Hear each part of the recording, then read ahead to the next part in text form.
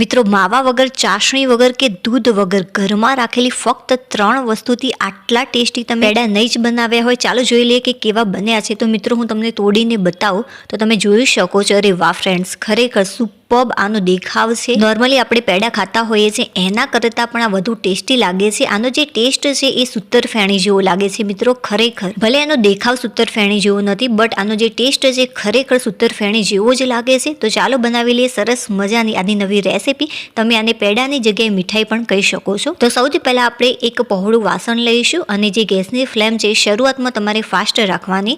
તો આપણે 4 ચમચી ઘીથી આ મીઠાઈ બનાવવાના છે. તો સૌથી પહેલા અહીંયા મેં 3 ચમચી જેટલું ઘી લીધું. 3 મોટી ચમચી જેટલું ઘી અહીંયા મેં લીધું છે. ત્યાર પછી મિત્રો આપણે આની અંદર મેદો ઉમેરવાનો છે. જે ઘી છે એ પાછળથી પણ આપણે એડ કરી શકીએ છીએ, એટલા માટે અત્યારે મેં ઓછું એડ કર્યું છે, 3 ચમચી જેટલું. હવે આની અંદર આપણે 1 વાટકી જેટલો મેદો ઉમેરીશું. જો મેદો ન હોય ઘરમાં તો મિત્રો તમે જે આ મીઠાઈ છે એ ઘઉંના લોટથી પણ બહુ જ સરસ આ તૈયાર કરી શકો છો અને મેદા કરતાં એ હેલ્ધી રહેશે. તો તમે આની જગ્યાએ ઘઉંના લોટનો પણ ઉપયોગ કરી શકો છો. જે ગેસની ફ્લેમ છે શરૂઆતમાં મેં ફાસ્ટ રાખી, ત્યાર પછી ઘી ઓગળે આપણે મેદો એડ કરીએ ત્યારે આપણે જે ગેસની ફ્લેમ છે એ ધીમી કરી દેવાની. એકવાર સારી રીતે ઘીની સાથે આ મિક્સ થઈ જાય ત્યારે આપણે જે ગેસની ફ્લેમ છે કોઈક વાર ફાસ્ટ કરવાની, કોઈક વાર ધીમી કરી દેવાની. જો કન્ટિન્યુ તમે ગેસની ફ્લેમ સતત ફાસ્ટ રાખશો તો જે આ મિક્સર છે દાજી જશે. એટલા માટે અડધી મિનિટ માટે ફાસ્ટ રાખીશું, અડધી મિનિટ માટે સ્લો રાખીશું. એમ કરતાં જે આ મિક્સર છે સરસ મજાનો આનો જે કલર છે એ થોડોક ચેન્જ થઈ જાય ત્યાં સુધી આપણે આને સતત મિક્સ કરતા રહેવાનું છે. આપણે જે રેસીપી છે ખાંડ કે ગોળ વગર બનાવવાના છે, હેલ્ધી રેસીપી છે. કઈ રીતે બનાવું છું એ તમે જોજો લાસ્ટમાં. જે ગેસની ફ્લેમ હતી શરૂઆતમાં મેં ફાસ્ટ રાખી, ત્યાર પછી ધીમી કરી, ફરીથી ફાસ્ટ કરીને ત્યાર પછી મેં ધીમી કરી દીધી.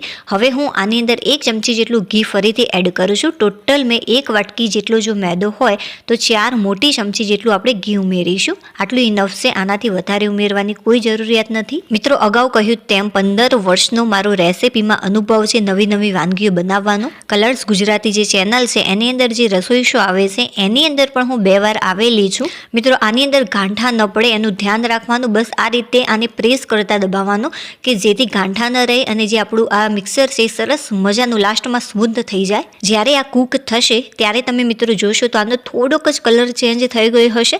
જો તમે ઘઉંના લોટનો ઉપયોગ કરો છો તો જે આ કલર છે થોડોક વધારે ડાર્ક થઈ જતો હોય છે, બટ આનાથી કલર સારો આવે છે. એટલા માટે મેં મેદાનો ઉપયોગ કર્યો અને જે સૂતર ફેણી જેવો આપણે ટેસ્ટ જોઈએ છે એટલા માટે જ મેં અહીંયા મેદો લીધો છે.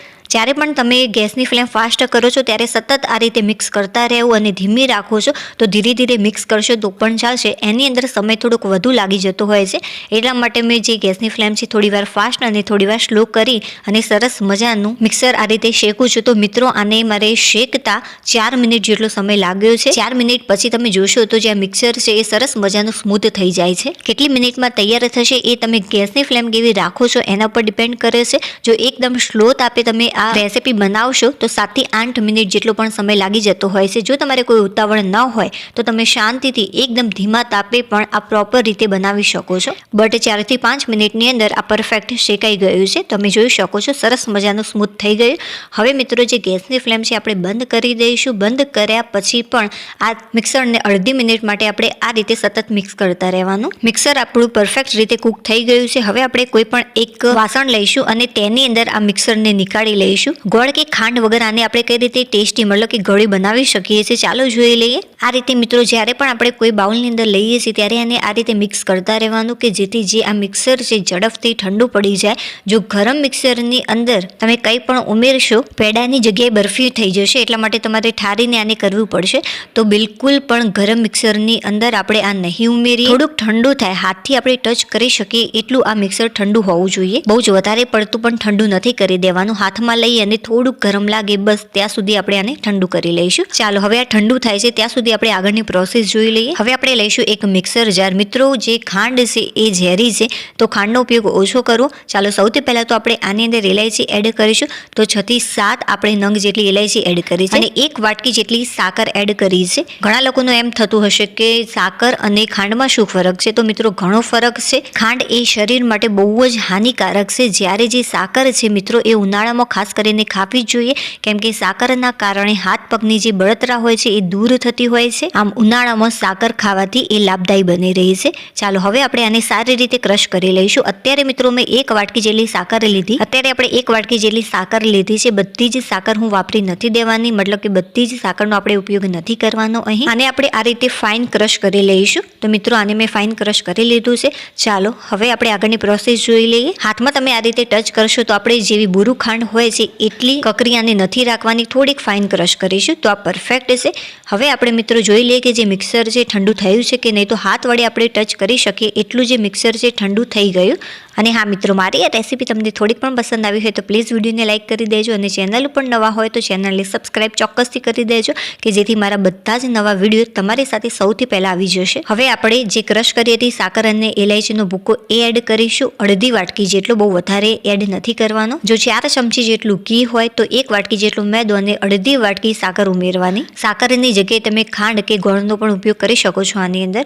હવે સારી રીતે મિક્સ કરી લઈશું. જો તમને ઓછું લાગે તો ઘી તમે ફરીથી આની અંદર ઉમેરી શકો છો. મિત્રો જે પેડા છે કેવા બન્યા છે ચોક્કસથી સાચી માહિતી જ હું તમને આપીશ. ક્યારે પણ એવું નહીં કહું કે આ સારા જ બન્યા છે. જો ના સારા બન્યા હોય તો લાસ્ટમાં હું તમને ટેસ્ટ કરી સાચી માહિતી આપું કે તમારે બનાવવા જોઈએ ઘરે કે નહીં બનાવવા જોઈએ. મારે આની અંદર ઘી એક્સ્ટ્રા બિલકુલ પણ ઉમેરવાની જરૂરિયાત ના રહી. તમે જોઈ શકો છો કે સરસ મજાનું જે મિક્સર છે એ આ રીતે પેડાના શેપમાં વળી રહ્યું છે તો આ પરફેક્ટ છે.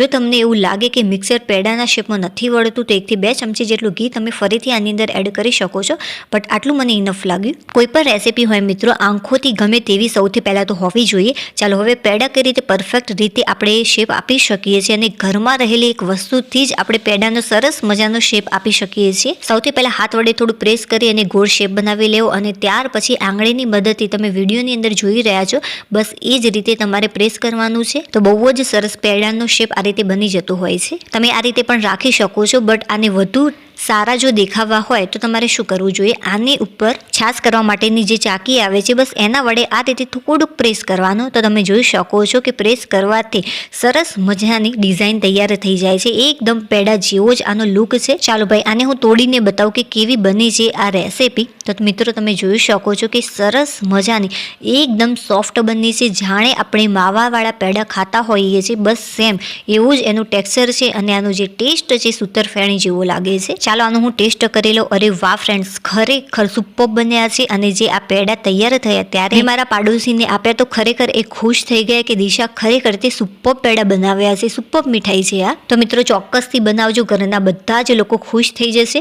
ચાલો હવે આપણે ફરીથી મળીશું એક નવી રેસીપી સાથે, અને જો આ વિડીયો પસંદ આવ્યો હોય તો લાઈક કરી દેજો. બાય.